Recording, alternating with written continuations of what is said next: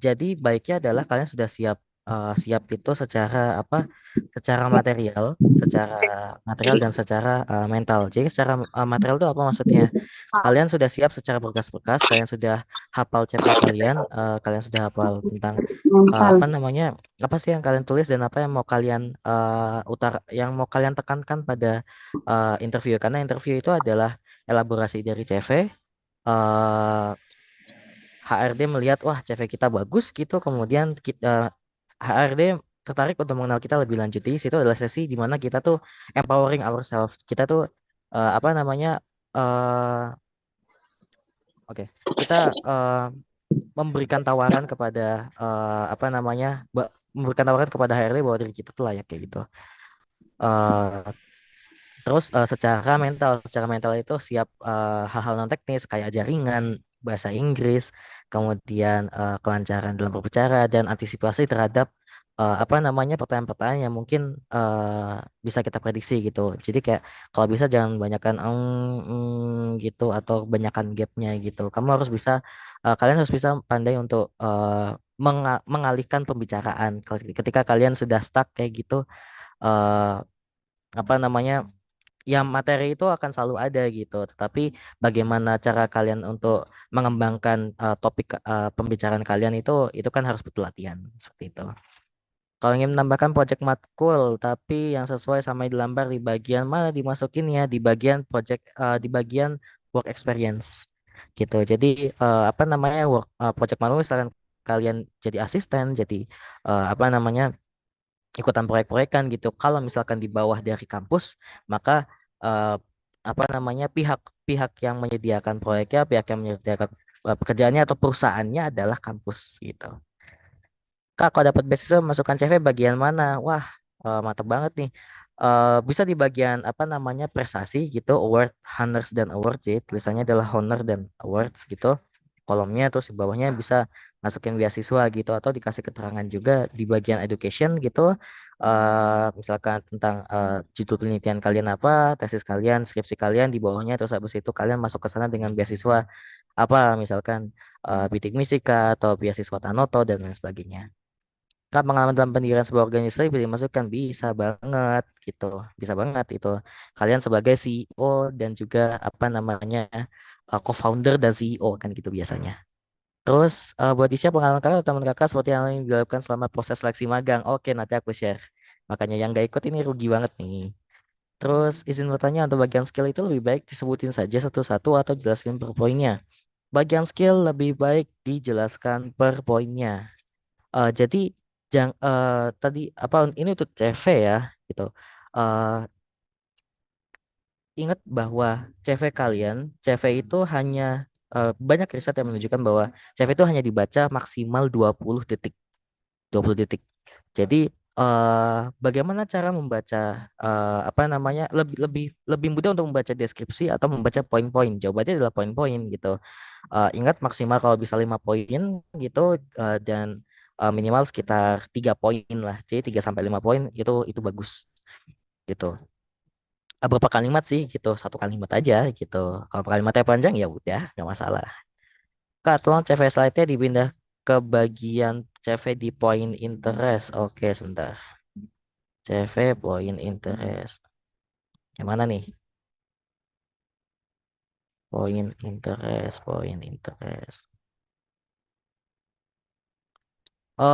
Kalian kalau misalkan mau komentar, gak apa, kita nyantai aja kok. Nanti mungkin gimana cara bisa kita connect ya? Bisa connect ke LinkedIn aku atau nanti coba aku buatkan grup WA ya.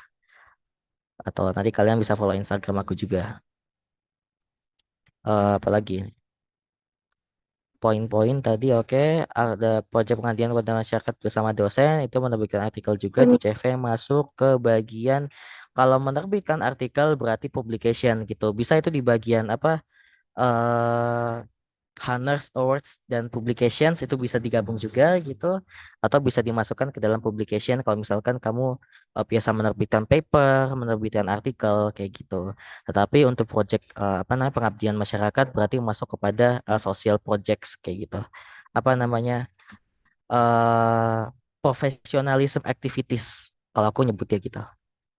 Jadi apa namanya kamu pengabdian masyarakat, kamu volunteering gitu itu juga menjadi nilai plus gitu.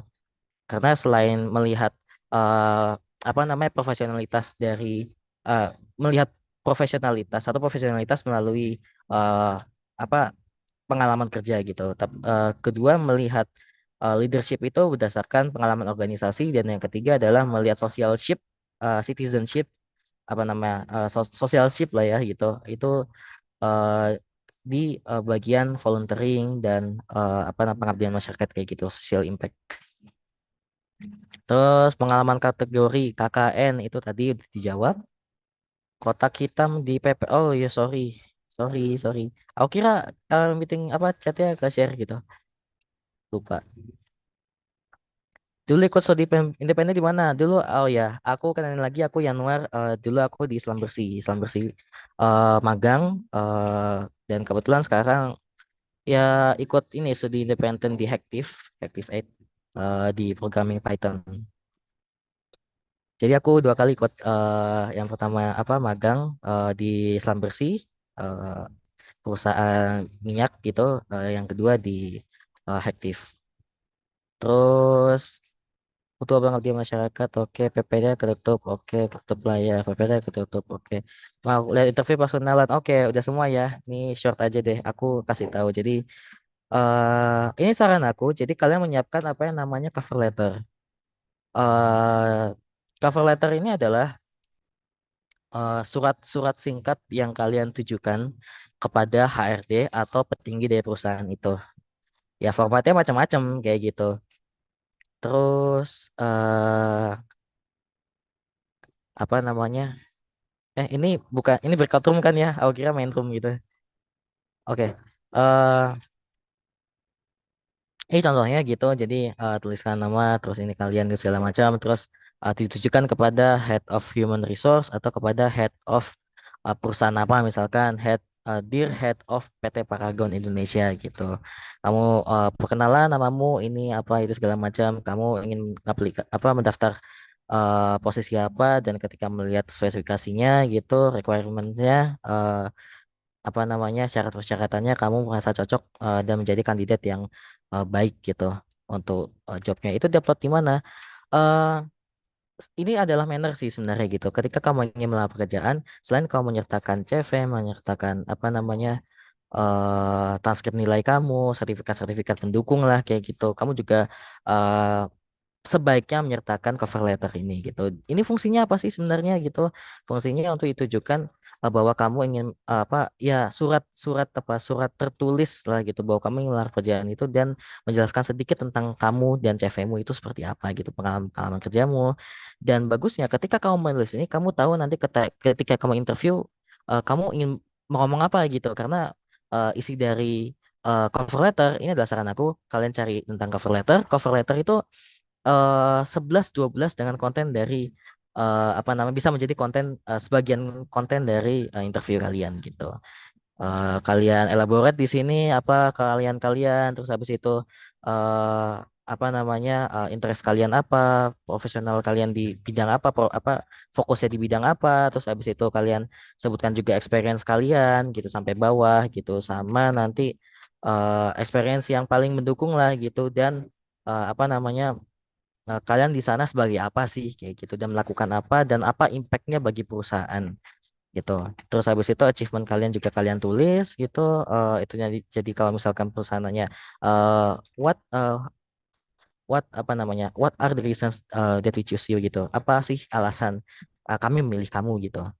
Terus habis itu apa namanya skill-skill kamu juga dielaborate di sini gitu. Kamu skill-skill soft skill dan hard skill juga kayak gitu. Terus habis itu ini sebenarnya bagian dari pendahuluan. Nah, terus tidak apa nih? Kalau kita merantau alamatnya pakai yang di KTP atau pakai alamat di perantauan? Eh, Alamat domisili. Jadi kalau misalkan kamu masih tinggal di tempat kamu ngekos kayak gitu 3 bulan lagi, 6 bulan lagi, itu adalah alamat domisili gitu. Tapi kalau misalkan minggu depan aku mau pindah, pindah kemana? Pindah ke balik lagi ke rumah gitu. Oh ya udah pakai alamat rumah aja kayak gitu. Terus itu nanti diuploadnya di mana? Nanti ada biasanya di apa kolom apa menyertakan sertifikat organisasi itu kan. Nah, sertifikat organisasi itu saran aku jangan cuma ngelampirin sertifikat organisasi gitu, tapi juga kalian lampirin sertifikat kalian menang lomba gitu selain organisasi juga kalau bisa kalau mau juga cover letter juga silahkan gitu. Tapi ingat bahwa Pergas MSIB itu biasanya setelah kalian upload, kalian harus cek lagi tuh apakah yang kalian upload itu untuk satu perusahaan, kemudian untuk perusahaan yang lain itu ternyata bekasnya ditujukan pada perusahaan yang berbeda kayak gitu. Misalkan kalian sekarang daftar untuk Paragon gitu, kalian masukin cover letter untuk Paragon gitu, kemudian nanti kalian daftar di PT apa misalkan PT Pertamina gitu ternyata berkas yang diinput itu ke save di sistem MSIB masih atas nama Paragon. Nah itu hati-hati ya kalian ya itu. Terus wajib kak? Nggak wajib kok, tapi apa namanya bagus aja gitu. Banyak kok, aku juga kemarin nggak nyertain cover letter gitu tapi bisa tembus gitu. Studi independen ada interviewnya juga. Sebagian ada sebagian enggak. Berarti harus milih banyak dong karena kita pilih maksimal dua-dua. Iya, tapi kan rata-rata kontennya kayak kalau misalkan kalian bikinnya secara general kayak aku, kalian tinggal ubah aja tujukan kepada siapanya, ke perusahaan apa gitu. Kalau kalian mau, kalau enggak juga itu bukan sesuatu yang obligation kok, bukan sesuatu yang wajibkan gitu. Kita, kenapa tidak misalkan menggunakan Canva padahal di Canva ada ATS friendly. ATS friendly, oke. Nanti aku jelasin ya. Interview Kak, personalan, oke sip. Sertifikasi prestasi minimal berapa tahun ke belakang, nggak ada batasan, nggak ada batasan.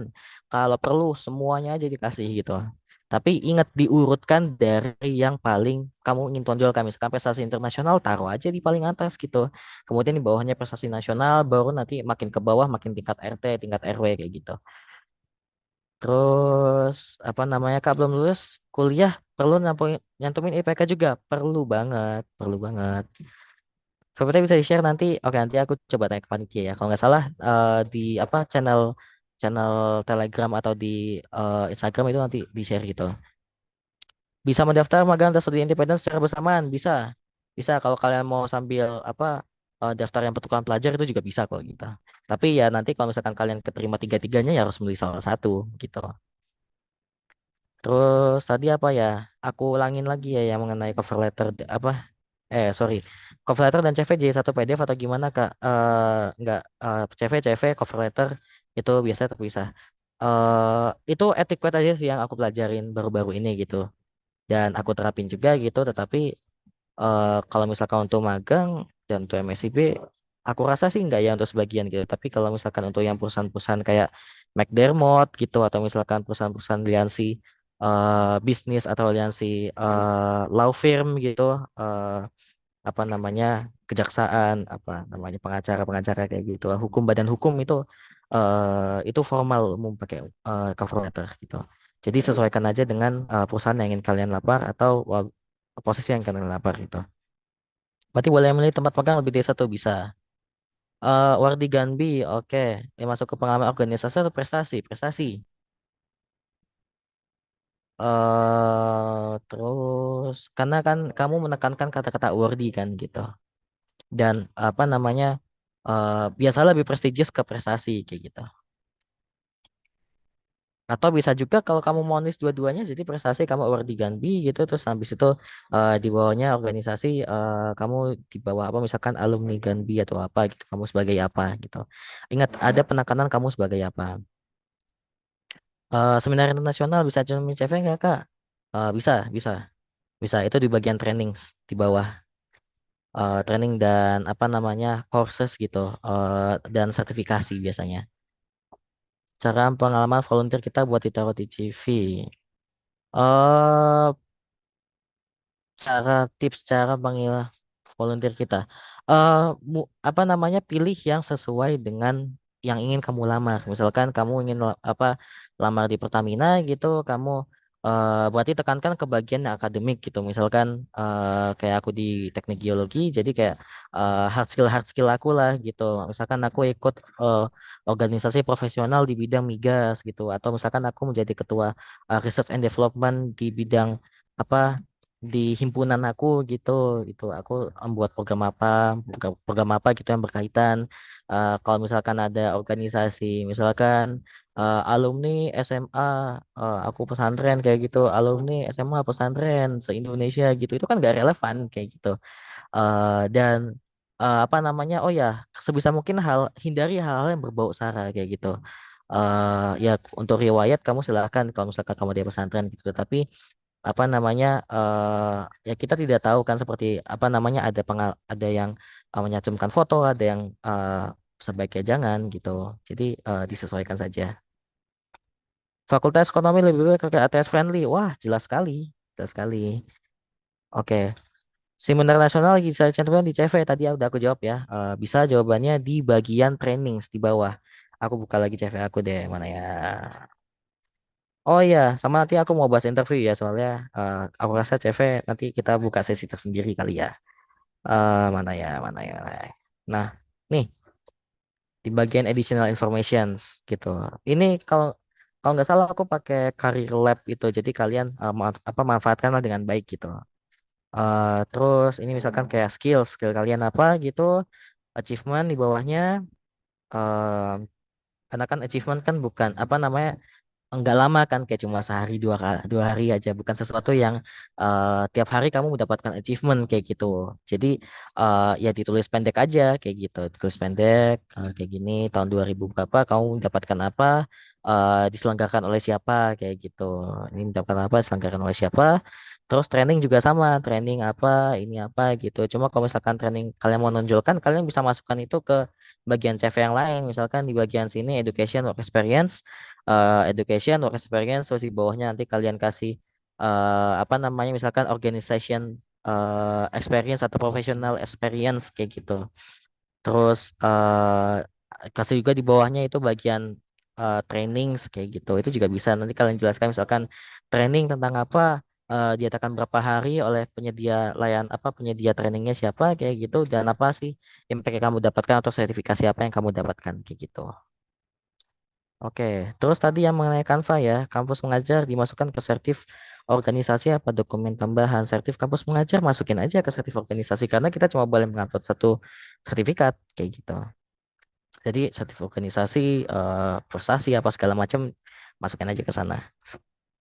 Eh Beasiswa masuk ke pengalaman organisasi atau ke beasiswa masuk ke bagian sini bisa. Education misalkan di bawahnya kamu jurusan apa, tesis kamu apa, di bawahnya kamu awardee apa fellowship apa scholarship apa gitu. Tanoto kah apa, beasiswa unggulan atau yang sebagainya, atau bidik misi bisa juga gitu. Pengalaman seminar bisa di bagian training sini. Training, kamu ikut training atau course tentang apa? Training atau course gitu. Ini atau course atau kursus gitu. Tadi mengapa sih Canva nggak bisa gitu? Ini jadi aku pakai Canva. Pernah aku masukkan ke dalam sistem ATS checker gitu. Jadi untuk ngecek apakah CV aku ini terbaca di ATS apa enggak. Ini perhatiin baik-baik ya yang mengenai Canva ini. Ini aku buat di Canva rapi-rapi gitu. Tapi lihat baik-baik spasinya. Nih, ntar. Spasinya antara yang sebelah kiri ini tidak center. Ini namanya off center. Jadi kalau tengah itu kan berarti kan gini ya. Kalau tengah-tengah itu berarti kan gini kan ya. Ya kan? Ini agak miring sedikit ke tengah. Jadi apa namanya? eh, Sistem ATS juga tidak bisa membaca kolom yang seperti ini. Mungkin kalau kolom dua kayak gitu juga bisa membaca, tapi sebagian sistem tidak bisa membaca seperti itu gitu. Jadi sistem ATS itu mereka membaca satu baris gitu. Jadi ini satu baris, ini satu baris, ini satu baris ke bawah gitu. Nah, kalau yang sistem kolom kayak gini, kebanyakan sistem ATS nggak bisa membaca. Misalkan dia mendeteksi ada kata-kata, oh pengalaman kerja, oke. Kerja apa aja, ini, tiba-tiba di kolom ketiga bukan masuknya sebagai ini gitu, tetapi masuknya I am a student of Bandung Institute of Technology, ini segala macam. Karena ini dalam satu kolom kan, ini kalau kita lihat kan ini dalam satu kolom ya, yang nah aku zoom dulu. Ini kan dalam satu kolom ya, ini sama ini kira-kira satu kolom gitu. Jadi bisa jadi deskripsinya ini, habis itu ya ada kata-kata yang ini masuk ke dalam ini, apa namanya, kata-kata yang ini nanti di bawahnya kayak gitu. Terus habis di bawahnya lagi ini gitu. Jadi nggak urut dan acak-acakan gitu. Ini yang menyebabkan kenapa CVATS friendly rata-rata sulit sekali untuk terbaca sistem gitu. Dan kenapa CV ATS friendly itu cocok untuk perusahaan-perusahaan apa namanya yang non formal rata-rata seperti itu gitu. Jadi menjawab ya gitu. Nah, ada banyak sekali sih template yang bisa kalian gunakan untuk untuk apa membuat CV ATS gitu, diantaranya di Microsoft Word juga ada gitu. Kalau kalian ketik di Microsoft Word itu ada apa namanya file new misalkan template CV ATS ATS ATS kalian cari. Nah, ini macam-macam nih, ini ATS kayak gitu. Kalau kalian lihat ini semuanya bisa dibaca oleh sistem gitu. Ini contoh yang gratis ya gitu. Tapi kalau aku sarankan pakai ATS Builder apa Career Lab itu udah bagus banget. Dan aku bukannya promosi ya, cuma aku kalau nggak salah kemarin tuh pakai itu juga gitu dan memang menurut aku bagus. Dan mumpung gratis jadi manfaatkan dengan sebaik-baiknya. Pengalaman jadi asisten dosen. eh Oke, seleksi magang nanti aku jawab ini ya gitu. eh aku apa namanya cek CV betul atau enggak ada di sini. Mana ya, sebentar. Ada di sini. Nih, resumematch.io dan resumeworded.com ini di screenshot. Silakan. Terus aku putus untuk CV kita sampai Erna ya. Pertanyaan Erna. Mau menjadi asisten dosen lebih tepatnya masukkan ke bagian pengalaman bekerja atau pendidikan ya. Jawabannya adalah pengalaman bekerja. Asisten dosen, asisten lab, kayak gitu. Pengalaman bekerja sama pengalaman ya pengalaman bekerja. Kalau pendidikan itu di bagian atas ya, gitu. Jadi di pendahuluan tadi, pendahuluan profil kamu apa kayak gitu, terus nah ini kayak ini kan enggak apa education kan ditaruh di bawah kan, ini salah, ini seharusnya ditaruhnya di atas kayak gitu. Ini contoh CV yang salah itu dan ini contoh CV yang menurut aku bagus lah gitu. Dan lumayan bagus lah gitu. Ini aku pakai Career Lab kalau nggak salah. Itu apa ditaruh di atas gitu education simple aja. Oke, terus aku mau bongkar dikit lah tadi mengenai apa interview. Terus kalian juga harus siapkan pertanyaan-pertanyaan yang sekiranya gitu apa namanya kira-kira ini nih apa ini bakal diujikan gitu. Nah, simpel aja. Biasanya ada 5 gitu. Yang pertama kasih tahu dong siapa kamu gitu. Kalian coba jawab sendiri.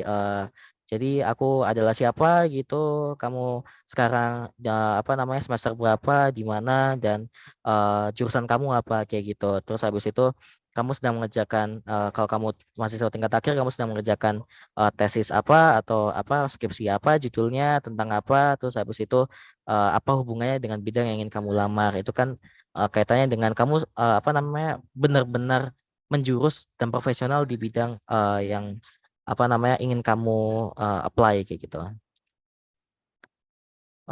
Ini nama webnya resumematch.io dan resumeworded.com gitu.